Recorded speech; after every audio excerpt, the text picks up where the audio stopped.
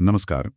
केवलम से कैवल्य पुस्तक पर आधारित हमारी इस खास चर्चा की श्रृंखला में आपका एक बार फिर से स्वागत है। नमस्कार। और हम बस ये याद दिलाना चाहेंगे कि अगर इस श्रृंखला के पिछले संवाद नहीं सुने हैं तो प्लेलिस्ट में जाकर उन्हें जरूर सुनें। हाँ, उससे आज की बातचीत को समझने में और भी आसानी होगी। बिल्कुल। तो आज हम एक ऐसे सवाल को कुरेदने वाले हैं जो शायद हर आध्यात्मिक जिज्ञासु के मन में कभी ना कभी उठता जरूर है। उठता ही है। हमारे यहाँ करोड़ों देवी देवता हैं, अनगिनत भगवान हैं, तो सवाल उठता है कौन से ईश्वर, हम किसकी आराधना करें। और जब इतने सारे रास्ते हैं तो सही रास्ता कौन सा है? हाँ, यही उलझन। चलिए आज इसी को सुलझाने की कोशिश करते हैं। तो सबसे बड़ा सवाल यही है, इतने सारे विकल्पों में से किसे चुने? राम, कृष्ण, शिव, माँ दुर्गा? स्रोत भी तो इसी दुविधा से शुरू होता है, कोई कैसे तय करे? और इसका जवाब बहुत खूबसूरती से स्रोत की शुरुआत में ही एक गहरे सूत्र से दिया गया है। एको ब्रह्म द्वितीयो नास्ति। मतलब ब्रह्म एक ही है, दूसरा कोई नहीं है। बिल्कुल। एक ओंकार सतनाम वाहेगुरु भी तो इसी एक परम सत्य की ओर इशारा करता है। ये सभी रूप, चाहे वो राम हो या कृष्ण, माँ जगदम्बा हो या शिव, ये सब एक ही हैं। हाँ, उसी एक ब्रह्म की अलग अलग अभिव्यक्तियां हैं। उसी एक परम ऊर्जा के विभिन्न स्वरूप हैं। ठीक है, ये बात सैद्धांतिक तौर पर तो समझ आती है, बिल्कुल। लेकिन व्यावहारिक रूप से देखें तो लोगों का किसी एक खास रूप से ज्यादा जुड़ाव होता है। हाँ। कोई शिव भक्त है तो कोई कृष्ण भक्त। तो क्या ये सिर्फ एक व्यक्तिगत पसंद है, जैसे अपना पसंदीदा रंग चुनना, या इसका कोई गहरा मतलब है? ये बहुत अच्छा सवाल है। इसे व्यक्तिगत पसंद कह सकते हैं, पर ये उससे ज्यादा गहरा है। हर व्यक्ति का एक भाव होता है, एक स्वाभाविक झुकाव। अच्छा। किसी को ईश्वर का मातृ स्वरूप आकर्षित करता है तो वो माँ की उपासना करता है। किसी को योगी स्वरूप तो वो शिव की ओर खींचता है। स्रोत कहता है कि आपको जो भी रूप अनुकूल लगता है, आप पूरी श्रद्धा से उसकी आराधना करिए। मंजिल सबकी एक ही है। बिल्कुल। असली अनुभूति तो तब होती है जब उपासना परिपक्व होती है और साधक को ये एहसास होता है कि आप खुद उन्हीं का रूप है। वाह। ये बोध होना कि उपासक और उपास्य में कोई भेद नहीं है, यही तो यात्रा का चरम है। यानी शुरुआत में ये भेद जरूरी है ताकि मन कहीं टिक सके, लेकिन अंत में ये भेद मिट जाता है। सही। पर कोई इस रास्ते पर चलना शुरू कैसे करे, खासकर वो इंसान जो बिल्कुल नया है? स्रोत में एक बहुत ही सरल रास्ते का जिक्र है, नाम जप का। हाँ, नाम जप को एक बहुत ही सरल और शक्तिशाली रास्ता बताया गया है। जब तक गुरु से कोई विशेष नाम न मिले तब तक कोई भी प्रिय नाम, जैसे राम राम। हाँ, राम राम, हरे कृष्णा या सांब सदाशिव, कोई भी नाम, उसका जप किया जा सकता है। स्रोत में नाम को लेकर एक अग्रीमेंट या समझौते वाली मिसाल दी गई है, वो मुझे बहुत दिलचस्प लगी। हाँ, कि नाम आपके और उस भगवदीय व्यवस्था के बीच एक समझौता है। कोई भी नाम आपको उस परम शक्ति से जोड़ता है। आप एक संकल्प लेते हैं कि जब भी मैं ये विशेष नाम जपूंगा, मेरी ऊर्जा मेरे आराध्य तक पहुंचेगी। तो एक मिनट, यहाँ पे एक सवाल उठता है। जी। इसका मतलब ये हुआ कि शक्ति राम या कृष्ण शब्द में नहीं, बल्कि वो शब्द के साथ जोड़े गए संकल्प और भाव में है। भाव में है। अगर स्रोत के तर्क को आगे बढ़ाएं, जी, तो क्या कोई व्यक्ति अगर पूरी श्रद्धा से टेबल का भी जप करे तो क्या उसका भी वही असर होगा? ये एक बहुत ही तार्किक सवाल है और इसका जवाब हाँ और ना दोनों है। अच्छा। हाँ, क्योंकि भाव और संकल्प ही सर्वोपरि है। अगर कोई उस स्तर की श्रद्धा और एकाग्रता टेबल शब्द में भी ला सके तो उसका चित्त शांत होगा, इसमें कोई शक नहीं। लेकिन ना इसलिए क्योंकि राम या शिव जैसे नाम केवल शब्द नहीं है। सदियों से करोड़ों लोगों ने इन्हीं नामों में अपनी ऊर्जा, अपनी श्रद्धा और अपनी चेतना डाली है। एक कलेक्टिव कॉन्शियसनेस। हाँ, एक सामूहिक चेतना से ये नाम जुड़े हुए हैं। जब आप इन नामों को जपते हैं तो आप सिर्फ अपनी ऊर्जा नहीं लगा रहे होते, आप उस विशाल ऊर्जा के सागर से भी जुड़ जाते हैं। मतलब ये पहले से चार्ज की हुई बैटरी की तरह है। बिल्कुल, जो आपकी यात्रा को गति देती हैं। वाओ, ये बहुत ही शानदार तरीके से समझाया। मतलब ये नाम शॉर्टकट की तरह है जो हमें एक बनी बनाई ऊर्जा की धारा से जोड़ देते हैं। सही। और इसी से जुड़ा एक और विषय है जहां अक्सर लोग भ्रमित होते हैं। स्रोत में ब्रह्म, ईश्वर, परमात्मा और भगवान के बीच का अंतर बहुत खूबसूरती से समझाया गया है। और ये अंतर समझना आध्यात्मिक स्पष्टता के लिए बहुत जरूरी है, क्योंकि हम अक्सर इन शब्दों का इस्तेमाल एक दूसरे की जगह कर लेते हैं। बिल्कुल कर लेते हैं। तो चलिए इसे एक स्थिति से समझते हैं। मान लीजिए क्रिकेट मैच चल रहा है। हाँ। और कोई अपनी टीम की जीत के लिए प्रार्थना कर रहा है, तो वो किससे प्रार्थना कर रहा है? क्या वो भगवान कृष्ण से कह रहा है कि वो नियमों को थोड़ा तोड़ मोड़ दें, या वो ईश्वर यानी उस कॉस्मिक सिस्टम से अपील कर रहा है? इस स्थिति में ये चारों शब्द कहाँ फिट होते हैं? बहुत बढ़िया उदाहरण है, चलिए इसी से समझते हैं। सबसे पहले है ब्रह्मा। ठीक है। ब्रह्मा वो परम सत्य स्पेस है, वो कैनवस जिस पर ये पूरा ब्रह्मांड, ये क्रिकेट मैच, खिलाड़ी, दर्शक, सब कुछ मौजूद है। वो इस खेल का हिस्सा नहीं है। वो खेल का मैदान है। बिल्कुल। फिर है ईश्वर। ईश्वर वो ब्रह्मांडीय व्यवस्था या कॉस्मिक सिस्टम है। वो इस खेल के नियम और कानून है, यानी कर्म का सिद्धांत। एकदम। जो टीम बेहतर खेलेगी, जिसकी तैयारी अच्छी होगी, ईश्वर की व्यवस्था के अनुसार परिणाम उसी के पक्ष में आएगा। ये व्यवस्था किसी के लिए पक्षपात नहीं करती। सही। अब आते हैं भगवान पर। हाँ, भगवान वो महान खिलाड़ी या कोच हैं, जैसे श्री राम या श्री कृष्ण, जिन्होंने हमें ये सिखाया कि इस जीवन का खेल खेलना कैसे है। उन्होंने आदर्श स्थापित किए।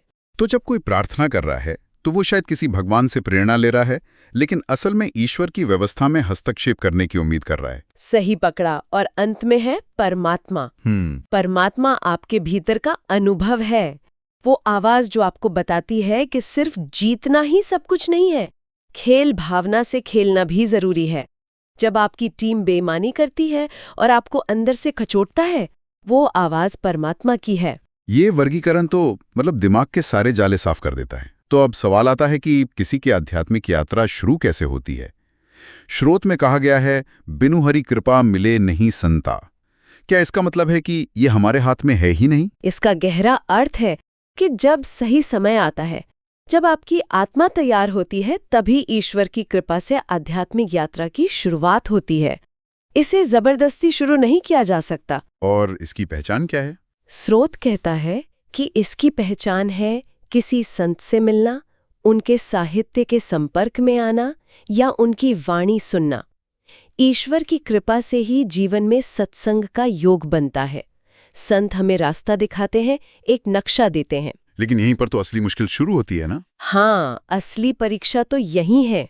रास्ता तो मिल गया, नक्शा भी हाथ में आ गया, पर आपके आसपास के लोग, आपका ऑफिस, आपका घर, वो सब तो उसी पुरानी दुनिया में है। स्रोत इस टकराव के बारे में क्या कहता है? कोई व्यक्ति कैसे इस रास्ते पर टिका रहे जब माहौल बिल्कुल विपरीत हो? ये सबसे व्यावहारिक चुनौती है, और स्रोत साफ कहता है कि ये यात्रा पूरी तरह से निजी है और इसमें धैर्य, विवेक और साधना की जरूरत होती है। इस चुनौती से निपटने के लिए स्रोत कुछ सिद्धांत बताता है। पहला है भिन्नता का सम्मान। भिन्नता का सम्मान। हाँ, हर आत्मा की अपनी यात्रा है, अपनी अवस्था है। हो सकता है कोई आपसे बहुत आगे हो या किसी को आप तक पहुंचने में कई जन्म लगे। इसलिए किसी से खींचना, गुस्सा होना या उन्हें बदलने की कोशिश करना, अपनी ऊर्जा बर्बाद करना है। बिल्कुल, अपनी यात्रा को निजी रखें। और इसी संदर्भ में स्रोत में एक विभीषण सिद्धांत का जिक्र है। ये एक बहुत ही शक्तिशाली मिसाल है। हाँ, ये बहुत शक्तिशाली है। जरा सोचिए, विभीषण जी कहाँ रहते थे? लंका में। वो जगह जो उस समय अधर्म, अहंकार और पाप का केंद्र थी। उनके चारों ओर रावण, मेघनाद, कुंभकर्ण जैसी आसुरी प्रवृत्तियां। माहौल पूरी तरह से विपरीत। और इसका परिणाम क्या हुआ? वे उस माहौल में भी परम राम भक्त बने रहे। स्रोत हमें खुद से ये सवाल पूछने को कहता है, क्या मेरी स्थिति लंका में रह रहे विभीषण जी से भी खराब है? जैसे ही कोई ये सवाल खुद से पूछता है, अपनी मुश्किलें बहुत छोटी लगने लगती हैं। एकदम। अगर वो उस घोर नकारात्मकता के बीच अपनी भक्ति को न सिर्फ बचा पाए, बल्कि उसे और मजबूत कर पाए, तो हमारी चुनौतियां तो उसके सामने कुछ भी नहीं है। बिल्कुल। लेकिन यहाँ एक और बात सोचने वाली है। ये सुनने में तो बहुत अच्छा लगता है, पर क्या ये थोड़ा पलायनवादी मतलब एस्केपिस्ट नहीं है? क्या अपनी आंखें बंद कर लेने से दुनिया की समस्याएं खत्म हो जाती हैं? विभीषण ने आखिर में एक सक्रिय कदम उठाया था। उन्होंने रावण का साथ छोड़ा। तो सिर्फ अपनी परीक्षा पर ध्यान देना कहाँ तक सही है? ये एक बहुत जरूरी नुक्ता है। और विभीषण सिद्धांत का अर्थ पलायनवाद या निष्क्रियता बिल्कुल नहीं है। अच्छा। इसका अर्थ है सही समय पर सही एक्शन लेने की सामर्थ्य जुटाना। विभीषण ने रावण का साथ तब छोड़ा जब उन्होंने हर तरह से उसे समझाने की कोशिश कर ली और जब उन्हें ये निश्चय हो गया कि अब इस अधर्म का भागीदार बनना संभव नहीं है। मतलब वो एक्शन गुस्से या हताशा से नहीं आया था? नहीं, वो विवेक और धर्म की गहरी समझ से आया था। अगर वो शुरू से ही सबसे लड़ते रहते तो अपनी आध्यात्मिक ऊर्जा कब की खो चुके होते और वो निर्णायक कदम उठाने लायक ही न बचते। अच्छा, तो सिद्धांत ये है कि पहले खुद को इतना मजबूत बनाओ कि बाहरी परिस्थितियां तुम पर असर न कर सकें। फिर जब सही समय आएगा तो ईश्वर तुम्हें सही एक्शन लेने की प्रेरणा और शक्ति दोनों देंगे। अच्छा, तो इसका मतलब है कि पहले अपनी बैटरी चार्ज करो, फिर दुनिया की मदद करने निकलो। इसी बात को और पक्का करने के लिए आईएएस की तैयारी करने वाले का उदाहरण भी दिया गया है। बिल्कुल। कल्पना कीजिए कि कोई आईएएस की तैयारी कर रहा है। उसका पूरा ध्यान अपनी किताबों और अपनी पढ़ाई पर होगा। सही बात है। वो इस बात की चिंता नहीं करेगा कि बाकी सब लोग भी पास हो रहे हैं या नहीं। अगर वो सबको पास कराने के मिशन पर निकल गया तो वो खुद कभी सफल नहीं हो पाएगा। मतलब आध्यात्मिक यात्रा भी ऐसी ही व्यक्तिगत परीक्षा है। हमें अपने प्रश्न पत्र पर ध्यान देना होता है, दूसरों के पेपर में झांकने पर नहीं। मिलकर हमारे जीवन में शांति, स्थिरता और आनंद आया है तो वो खुद ही इस बारे में पूछेंगे। तब मार्गदर्शन करना स्वाभाविक और प्रभावी होगा। तो मूल संदेश है व्यक्ति से समष्टि का सुधार। हाँ, यानी दुनिया को बदलने का ठेका मत लो, बस खुद पर काम करो।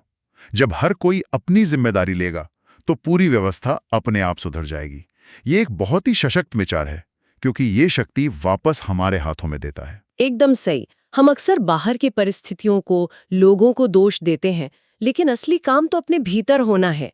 जब हर व्यक्ति स्वयं को ऊंचा उठाएगा, अपनी चेतना के स्तर पर काम करेगा, तो परिवार, समाज और ये पूरा संसार अपने आप सही दिशा में मुड़ जाएगा। सुधार की शुरुआत हमेशा स्वयं से होती है। बिल्कुल। तो आज की इस गहरी चर्चा का सार यह है कि ईश्वर के अनेक रूप एक ही परम सत्य की ओर ले जाते हैं और उपासक अपनी प्रकृति के अनुसार किसी भी रूप को चुन सकता है। नाम जाप इस यात्रा की एक सरल और शक्तिशाली शुरुआत हो सकती है, और ये यात्रा बेहद निजी है। सही। और विभीषण और आईएएस एस्पिरेंट के उदाहरण हमें सिखाते हैं कि बाहरी परिस्थितियों के बावजूद हम अपने रास्ते पर कैसे टिके रह सकते हैं। और सबसे महत्वपूर्ण बात जो स्रोत हमें याद दिलाता है वो ये है कि ये आध्यात्मिक यात्रा वहीं से शुरू होती है जहां पिछले जन्म में छूटी थी। अच्छा, ये एकमात्र ऐसी उपलब्धि है, एकमात्र ऐसा अकाउंट बैलेंस है जो जन्मों जन्मों तक हमारे साथ चलता है। बाकी सब कुछ, पैसा, पद, ज्ञान, रिश्ते, इसी शरीर के साथ यहीं रह जाएगा। ये बात सच में सोचने पर मजबूर करती है। चाहे किसी ने इंजीनियरिंग सीखी हो, डॉक्टरी सीखी हो या कोई भी भौतिक विद्या हासिल की हो, अगले जन्म में शून्य से शुरू करना होगा। शून्य से। लेकिन आध्यात्मिकता की यात्रा ठीक वहीं से आगे बढ़ेगी जहां छोड़ी थी। ये एकमात्र ऐसी जमा पूंजी है जो कभी जीरो नहीं होती। बिल्कुल। इस जन्म के सारे अचीवमेंट, परिवार, पैसा, तस्वीरें, सोशल मीडिया प्रोफाइल, गाड़ी, पद, सब कुछ जो इस शरीर से जुड़ा है वो सब यहीं रह जाएगा। साथ जाएगी तो सिर्फ आध्यात्मिक कमाई। स्रोत हमें बताता है कि आध्यात्मिकता ही वो चीज है जो हमेशा हमारे साथ रहती है। तो इस बातचीत के अंत में एक सवाल सबके लिए छोड़कर जाते हैं हम। अपने दिन का, अपने जीवन का कितना हिस्सा उस काम में लगा रहे हैं जो हमेशा हमारे साथ रहेगा, और कितना उन चीजों को सहेजने में जो यहीं छूट जाएंगी। इस सवाल पर विचार जरूर कीजिए।